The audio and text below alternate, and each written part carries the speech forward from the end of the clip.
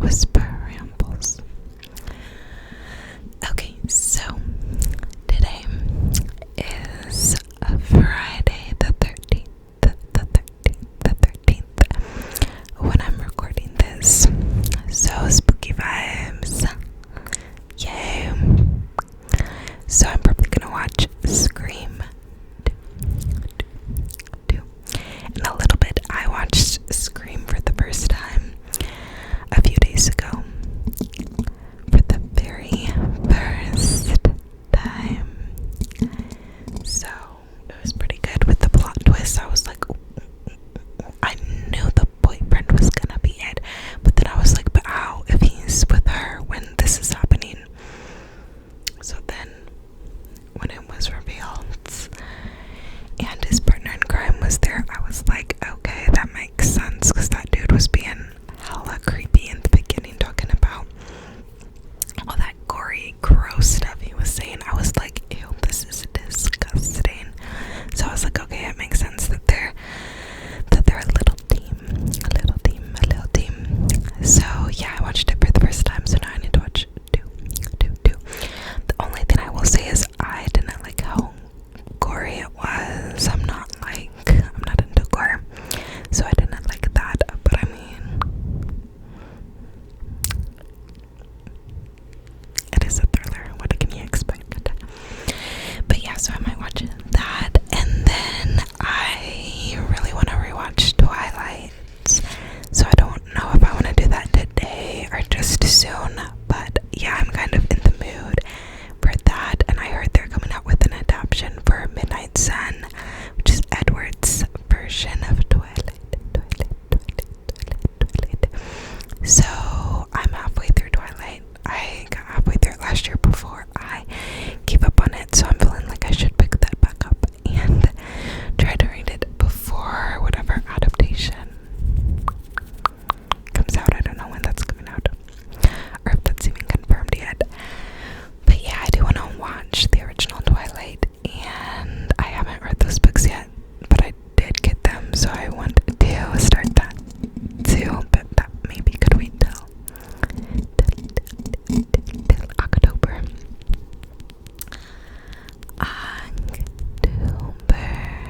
We're in the burr months. September, October, November, December.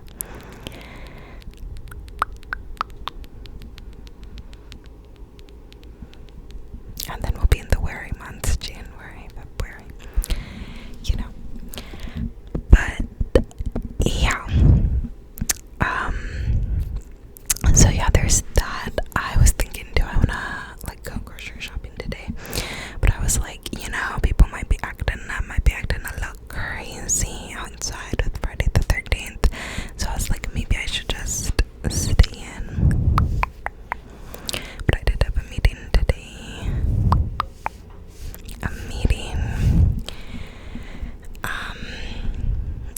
Besides that, I was gonna say it was uneventful besides that, but that's not true, because the fire alarm went off today, and it's literally gone off 4 times in the span of a few weeks, so I don't know what's going on. They need to update the alarms here or something, because yeah, I'm getting tired of it. And even the firefighters, when they come and check it out, I can tell they look like they're tired of it too. So I'm like, something's going on, they need to redo the alarms or something. I don't know. But yeah, I'm wearing my skeleton hand earrings for Friday the 13th.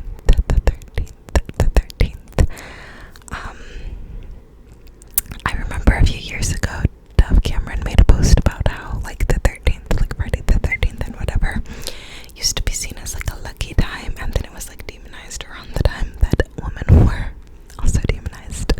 So now I'm always I always want to celebrate Friday the 13th, but from the comfort of my home, because I don't know, people could still be wildin' outside. But yeah, I thought I'd tell you guys what I'm reading. So I'm halfway through with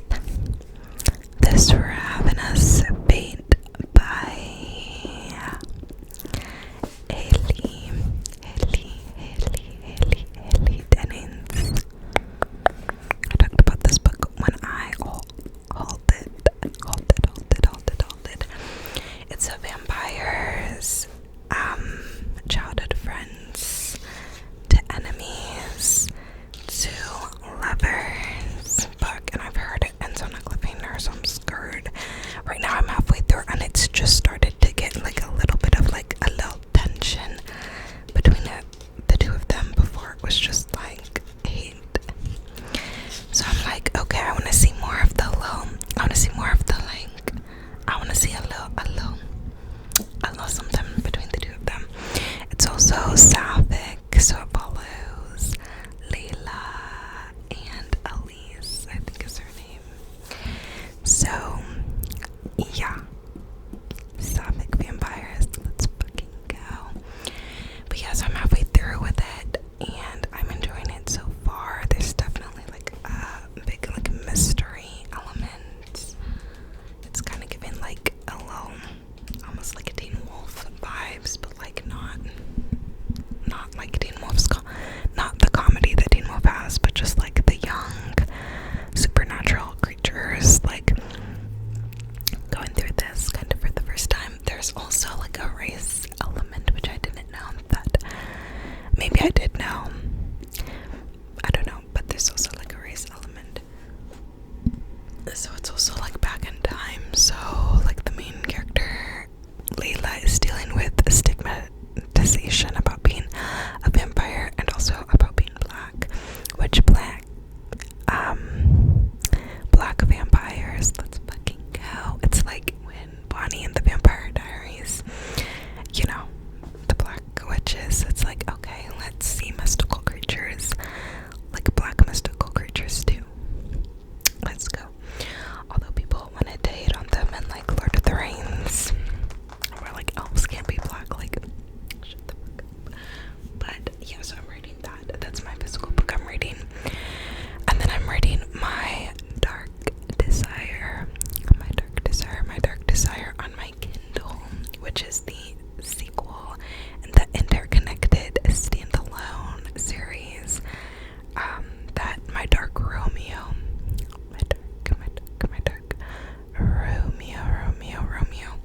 was in. So this one I think came out this year.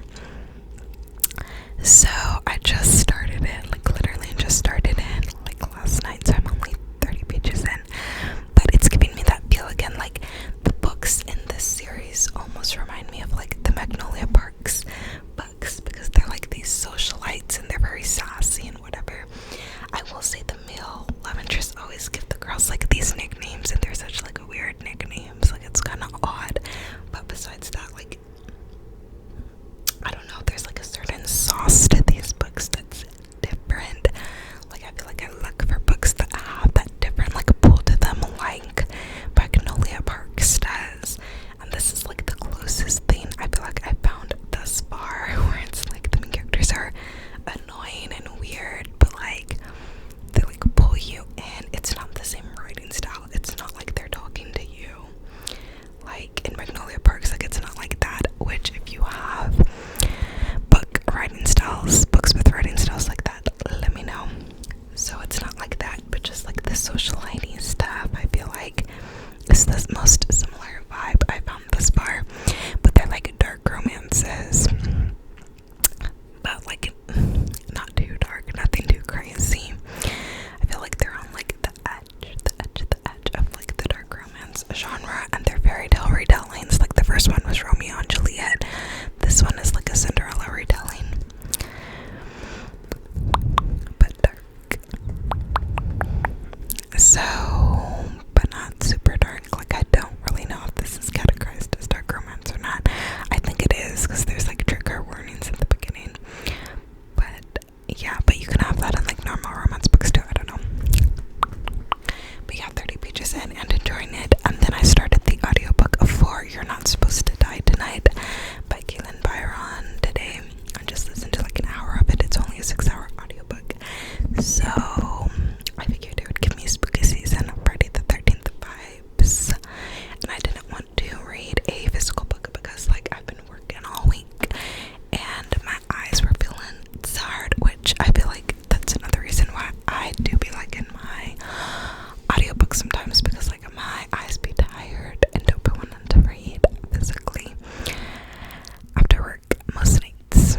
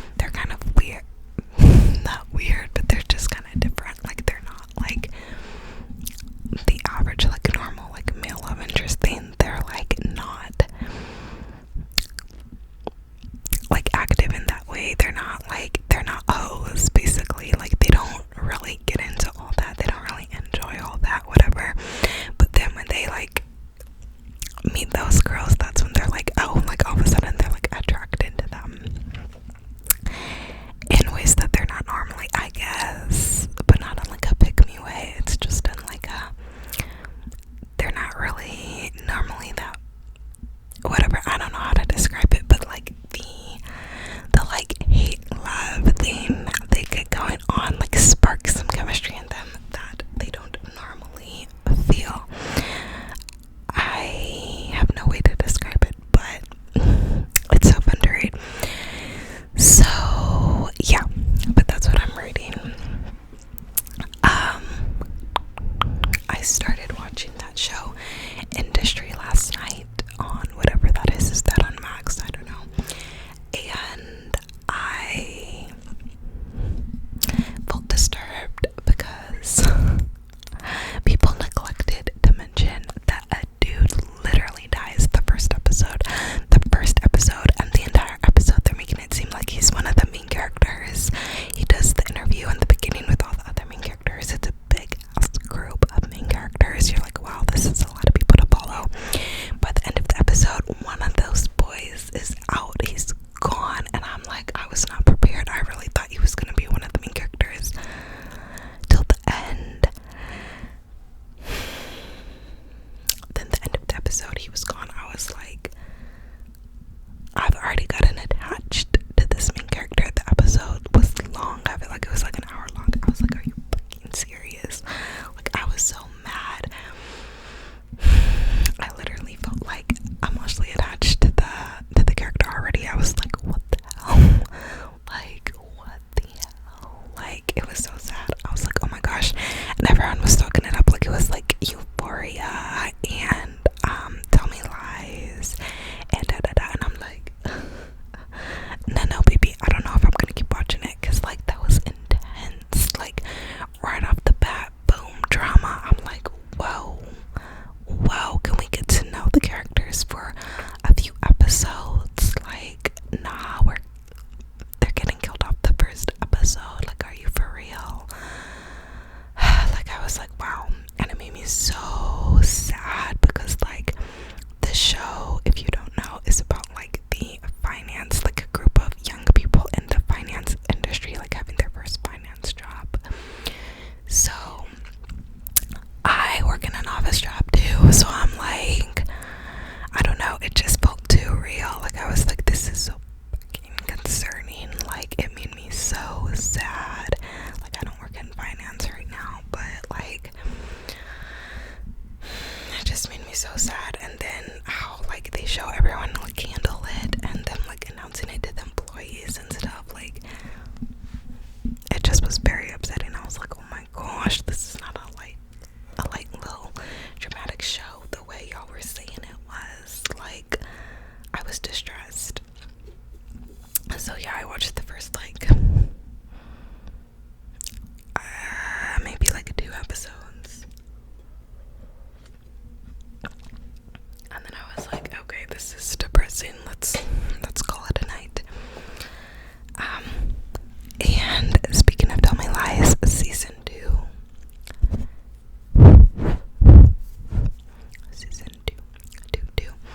is being released weekly right now.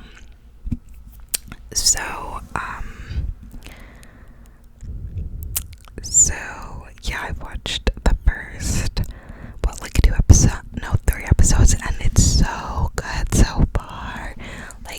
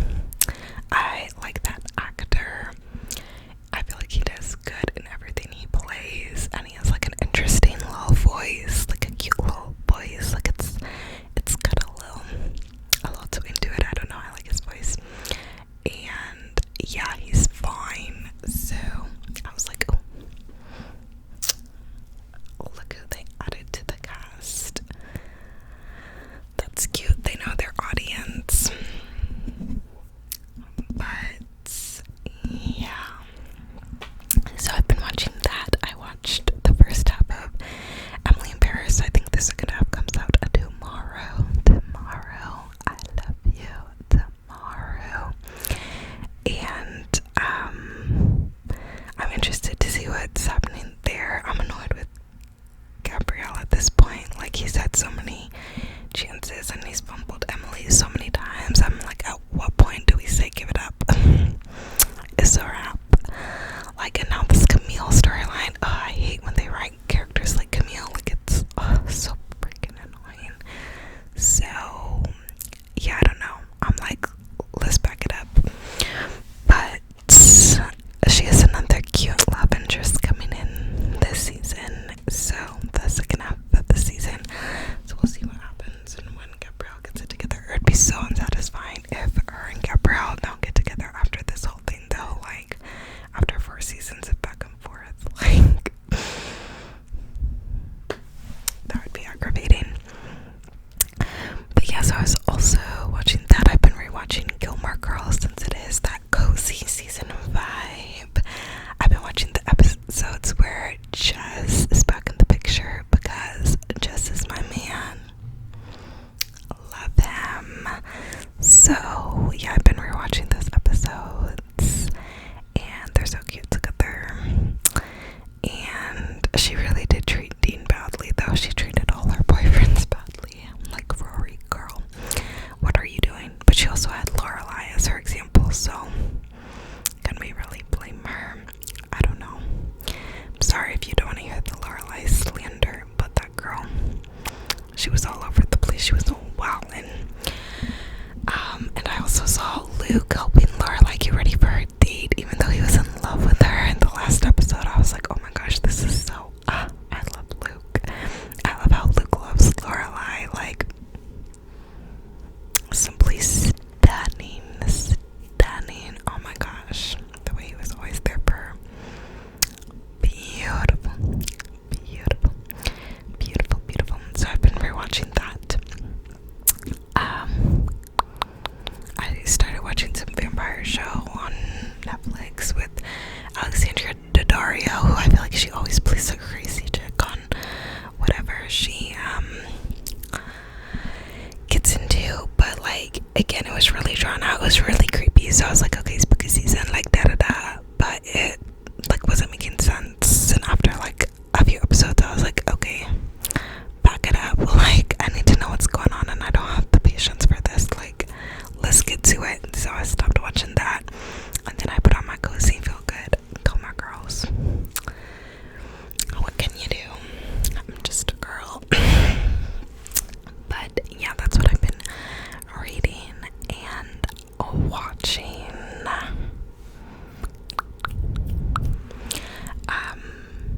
It was like 80 degrees